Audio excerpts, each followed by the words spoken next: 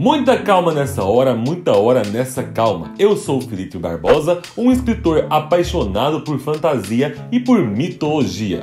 Como vocês sabem, a gente está num especial de 15 dias de mitologia aqui no canal e nada melhor do que falarmos dos deuses gregos. Até porque muitos de vocês interessados em mitologia grega também são fãs dos livros do autor Rick Riordan e vocês sabem que nós estamos na semana do aniversário do Percy Jackson e tá rolando lá no meu Instagram e no meu Twitter o sorteio do box com os 5 livros com a capa nova de Percy Jackson e os Olimpianos. Se você quiser participar do sorteio, clica aqui no link e segue as regras. Eu gostaria de avisar que esse vídeo aqui vai servir tanto para quem curte Percy Jackson e quer saber mais sobre Poseidon do universo do Rick Riordan, quanto para quem não gosta ou talvez nem conhece Percy Jackson e só tá mesmo interessado em saber mais sobre o deus dos mares e as suas origens na mitologia. E o Poseidon é apenas o primeiro deus sobre o qual eu tô fazendo o vídeo. Nós ainda teremos conteúdo sobre todos os outros, tanto os olimpianos quanto os deuses menores. Bora lá então! Antes de mais nada, eu queria lembrar que eu tô com uma parceria com o CyberGhost VPN e que usando o meu link de conta que tá aqui na descrição, você ganha um desconto de 73% pagando só R$ 13,29 por mês para poder manter os seus dados seguros contra hackers na internet e também para poder desbloquear sites e streamings estrangeiros como o Disney Plus e a Netflix norte-americana. Corre lá e aproveita o seu desconto. Vamos lá então, quem é Poseidon? Ele é o deus grego do mar, das tempestades, dos terremotos e das inundações. Mas antes de se tornar tudo isso, ele já foi apenas um filhote de Titã.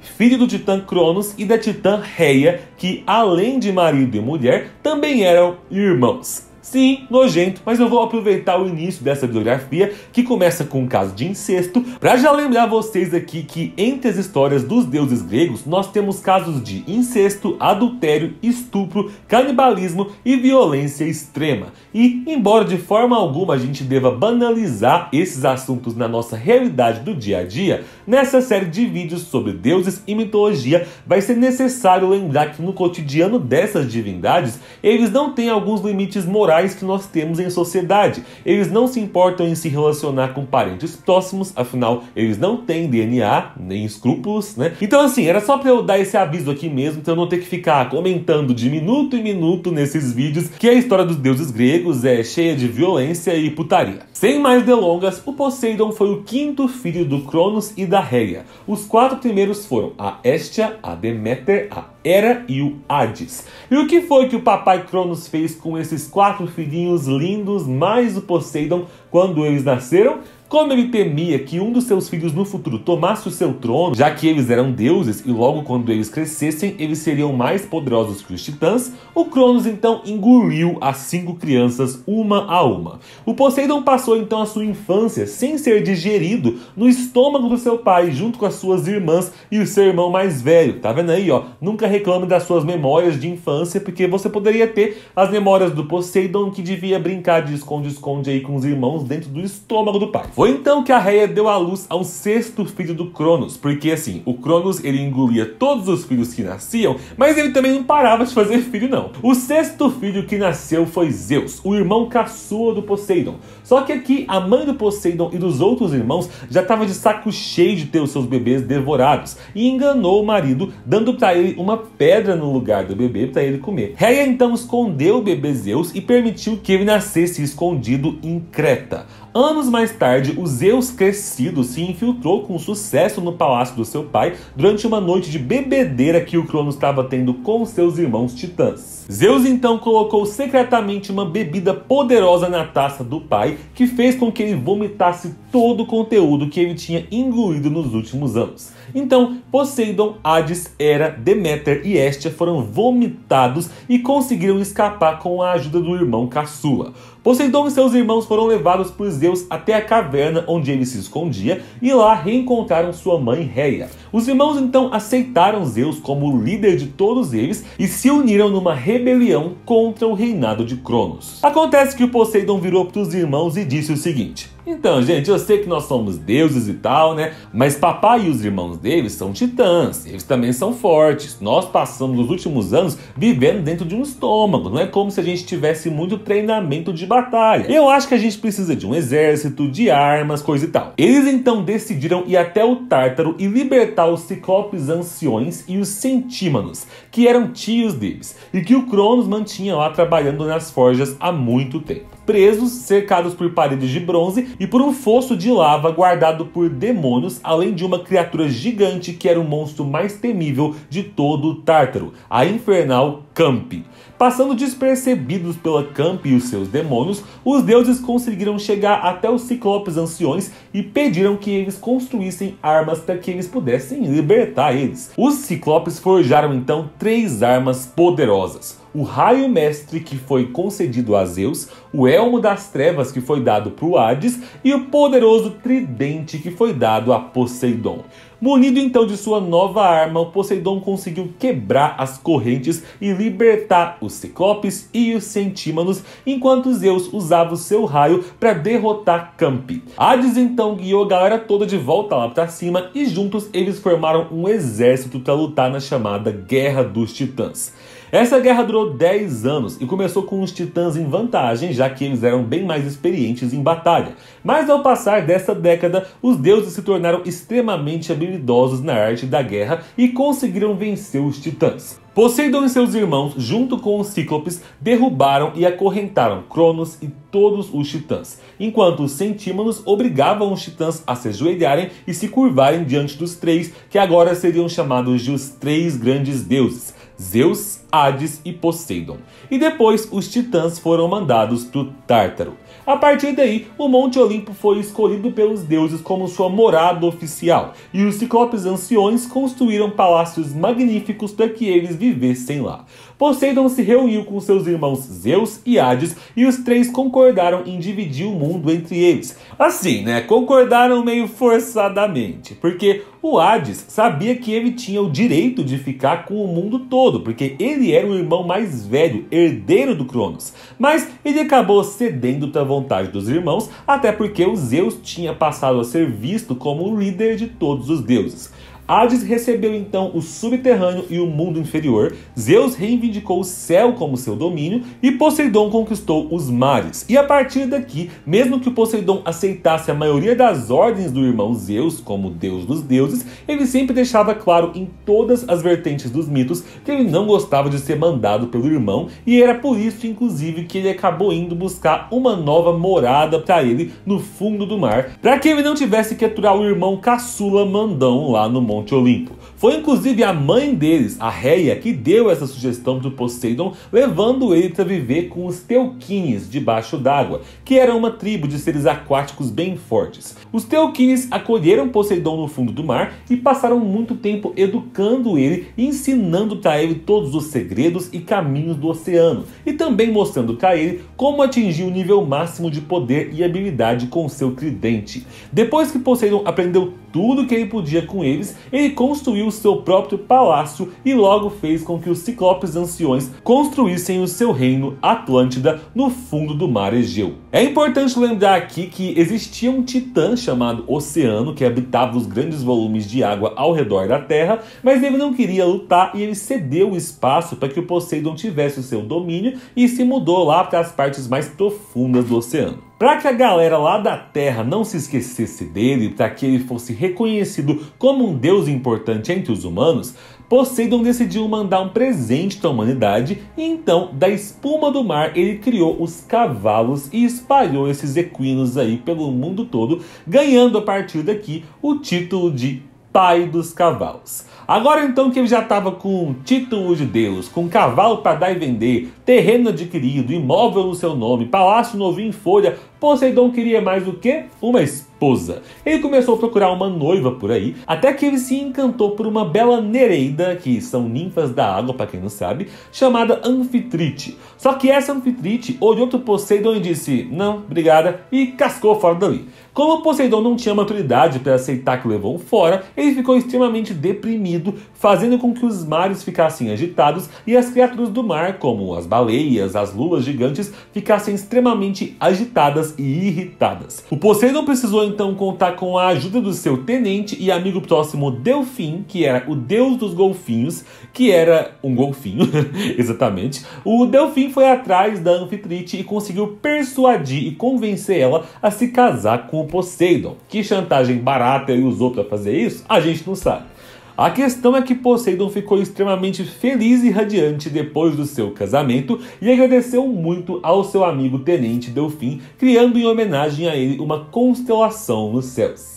Poseidon e Anfitrite tiveram então 3 filhos. O primeiro foi Tritão, que parecia um sereio, mas que tinha 2 caudas de peixe no lugar de uma e que atuava como arauto do pai. Então, sempre que o Poseidon ia para algum lugar, o Tritão ia na frente dele, abrindo caminho ali com o som da sua corneta de concha, como se ele estivesse anunciando assim: ô galera, o chefe tá vindo aí, bora fingir que estamos trabalhando. Depois do Tritão nasceu Rhode, uma ninfa do mar que se tornou a deusa patrona da ilha de Rhodes, que foi batizada em homenagem a ela, e o terceiro filho foi uma menina chamada Quimopoleia, que era a menos bela dos 3, grande, desajeitada e barulhenta, e que acabou se tornando a deusa das fortes tempestades marítimas e dos mares violentos. E assim, depois de ter lutado tanto para conseguir a Anfitrite como esposa, você deve imaginar que o Poseidon foi então um marido fiel e comportado, certo? É claro que não, ele é um deus e deus grego não sabe guardar o pau dentro da calça. Ele teve vários casos extraconjugais com ninfas, sereias, humanas mortais e também com outras criaturas mais estranhas. Mas de acordo com os mitos, isso não incomodava muito a Anfitrite. Desde que o Poseidon não tentasse ser dono dela e lhe dissesse o que fazer, e desde que ele fosse um bom pai para os seus filhos, pela Anfitrite ele podia ficar aí com Deus e o mundo. Ela inclusive era muito boa com os filhos semideuses do Poseidon, ao contrário da Hera, por exemplo, que detestava os filhos de Zeus. No vídeo que eu lancei sobre Percy Jackson e os filhos de Poseidon, eu falei um pouco dos principais filhos que ele teve fora do casamento, mas vale destacar aqui que o principal semideus foi o herói Teseu, e que a Anfitrite cuidou muito bem do Teseu na ocasião em que ele visitou a Atlântida, dando para ele uma capa roxa para ele usar, que significava que ela considerava ele como majestade, como membro da família real. Então, para vocês verem, né? Enquanto a Anfitrite estava aqui tratando bem e dando carinho para quem nem era filho dela de sangue, Poseidon estava fazendo o quê? Transando com um cavalo. Isso mesmo, bora entender essa parada aqui porque eu tô falando sério. Lembram da irmã Deméter do Poseidon? Um dia, ela decidiu ir dar um passeio na praia e ela acabou sendo notada por ele. E ele chegou numa roupa bonita ali dando em cima dela. A Deméter olhou pro irmão e falou assim: ó, pode ir tirando o cavalo da chuva. Ela se transformou numa égua branca e fugiu dele correndo. O Poseidon, que não entendia o significado da palavra não, se transformou então num cavalo e foi atrás dela galopando, e aí sim, ele estuprou a irmã na forma de cavalo. Deméter então ficou grávida de gêmeos. Um dos bebês foi uma deusa e o outro foi um cavalo. A garotinha foi chamada de Despina, que cresceu e foi encarregada de cuidar do templo da Deméter como a sacerdotisa mor da magia do milho e de outros grãos. Já o irmão dela, o cavalo, foi chamado de Arion, e quando ele cresceu, ele se tornou um corcel ultra veloz e imortal que ajudou o Hércules e alguns outros heróis aí nos mitos. Mas nem só de infidelidade, adultério e crimes sexuais vivia Poseidon. Ele também vivia de treta, olha só. Em todas as vertentes dos mitos, Poseidon tinha uma rivalidade secular com a deusa Atena. Essa rixa começou na época em que os dois estavam competindo para que um dos dois fosse o deus patrono da cidade de Ática. O povo da cidade pediu que cada um dos deuses lhe desse um presente. E o presente que agradasse mais concederia ao deus que tivesse dado ele o título de patrono. O Poseidon foi e criou uma fonte de água, mas que era de água salgada, então não foi de muita utilidade. embora algumas versões dos mitos relatem que foi aqui, na verdade, que o Poseidon teria criado os cavalos e que ele teria dado os cavalos de presente para o povo de Ática. Já a Atena, por sua vez, criou a oliveira. A população escolheu então o presente da deusa e rebatizou a cidade com o nome de Atenas. E o Poseidon ficou extremamente raivoso com isso. Depois disso, então, ele foi tentar extravasar a mágoa, conseguindo uma nova amante. Ele se apaixonou por uma princesa grega chamada Coronis, que não queria nada com ele. Mas o Poseidon o quê? Não entendia que não é não e foi atrás dela. Desesperada para fugir dele, a Coronis rezou e gritou pela ajuda da deusa Atena, e a Atena respondeu o seu chamado, transformando a menina num corvo, o primeiro dos corvos a existir. Quando Poseidon viu isso, ele ficou irado e ele fez o quê? Adivinha só o quê? Conseguiu outra amante. A amante, no caso, era uma bela jovem chamada Medusa, que na época tinha lindos cabelos normais e estava adorando ser cortejada por um deus. Poseidon decidiu usar a Medusa para se vingar da Atena e ele levou ela para passar uma noite com ele no templo da deusa Atena só para enfurecer a Atena. E bom, isso realmente enfureceu a deusa, que descontou em quem? Na coitada da Medusa. A Atena transformou não só a Medusa, mas também as duas irmãs dela que tinham ajudado ela a entrar ali furtivamente no templo em 3 criaturas com cabelos de serpente que passaram a ser chamadas de Górgonas. Ou seja, cambada, para você ver o que o Poseidon deixava acontecer com as amantes dele, além da maioria delas ser, na verdade, vítima, né, e não amante, uma engravidou de um cavalo, a outra virou um corvo e a outra virou um monstro com cabelo de cobra que petrifica gente. Bom, mas em relação a Poseidon e Atena e a sua rivalidade, é importante destacar que em alguns momentos da história eles chegaram a trabalhar juntos. Eles foram os responsáveis por fornecer aos gregos, por exemplo, as primeiras carruagens, já que Atena inventou o design da carruagem e o Poseidon forneceu os cavalos. E depois disso, os dois apoiaram juntos o lado grego durante a famosa Guerra de Troia. Pelo menos dá para saber que o Poseidon chegou a sofrer um pouco aí e foi obrigado a engolir o seu orgulho e arrogância numa época em que ele foi transformado num humano mortal. Isso aconteceu quando a sua irmã Hera chamou Poseidon, o Apolo e a Atena e falou para eles: seguinte, vocês 3 aí, ó, eu não tô aguentando mais levar chifre, eu quero dar um jeito no meu marido, vocês me ajudam a acorrentar ele e dar um jeito nesse cafajeste. O Poseidon, que já não era maior fã do seu irmão caçula, logo aceitou ajudar e, junto com os outros deuses, prendeu Zeus em correntes poderosas. Eles tentaram forçar Zeus a fazer um juramento de que ele seria um melhor governante e melhor marido, mas Zeus não fez. E mais tarde, enquanto Poseidon e os outros discutiam o que fazer com o irmão,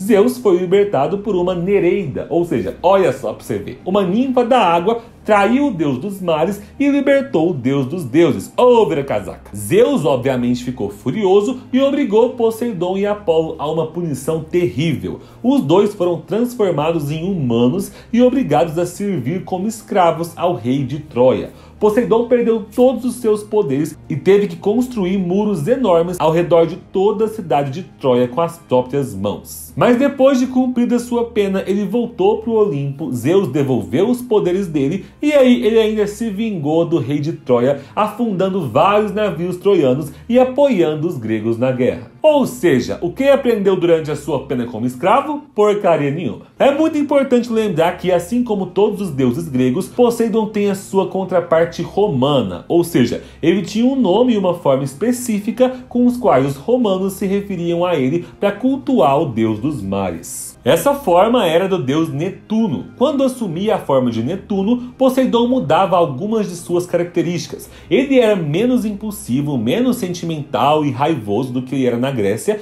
e ele se tornava mais disciplinado, militarista e focado em guerras na cultura romana.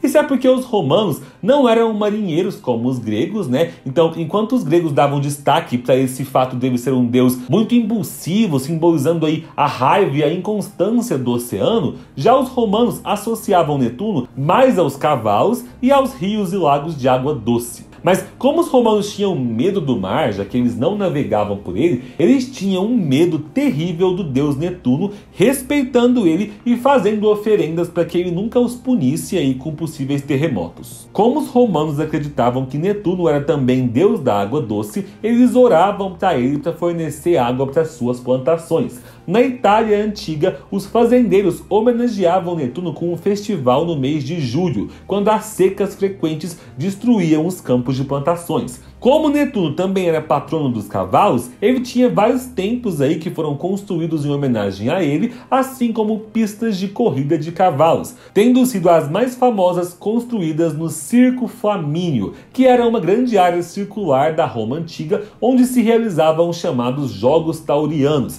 que envolviam corridas de cavalos. No mito romano de Enéas, que foi um romano salvo dos gregos, que viajou pelo Mediterrâneo até a Península Itálica, Netuno chegou a ignorar o ressentimento que ele tinha com os troianos quando ele ficou extremamente irritado com a deusa Juno, que é a contraparte romana de Hera, por ela ter se intrometido nos seus domínios marítimos e tentado naufragar os navios dos troianos. Isso fez com que ele ajudasse os troianos e impedisse a Juno de alcançar os seus objetivos.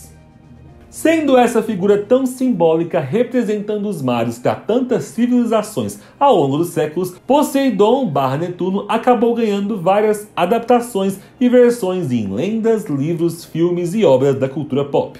Nós temos uma versão do Poseidon no filme Fúria de Titãs, assim como na animação Hércules da Disney, embora ele pouco apareça. Temos também o famoso Rei Netuno como um personagem recorrente ali na animação Bob Esponja, e é claro, temos tanto o Poseidon quanto o Netuno na série de livros Percy Jackson. Em Percy Jackson, ele é retratado como um deus de fato bem levado por suas paixões e emoções e apaixonado por suas amantes, sendo que ele nunca se esqueceu da mortal Sally Jackson, com quem ele gerou seu filho Percy, mesmo que com certeza ele tenha encontrado várias amantes depois dela. Ele é um dos poucos deuses que em alguns momentos das sagas chega a repensar no modo problemático como os deuses lidam com os mortais e principalmente com seus filhos semideuses, e isso provavelmente porque, dentre todos os seus filhos, ele acaba se afeiçoando pelo Percy, que sempre traz esses questionamentos para ele e é o seu filho favorito. E bom, se você não assistiu ao meu vídeo sobre a história do Percy Jackson, corre lá então, porque agora aquele vídeo vai fazer bem mais sentido agora que você já conhece a história do pai dele, o deus dos mares.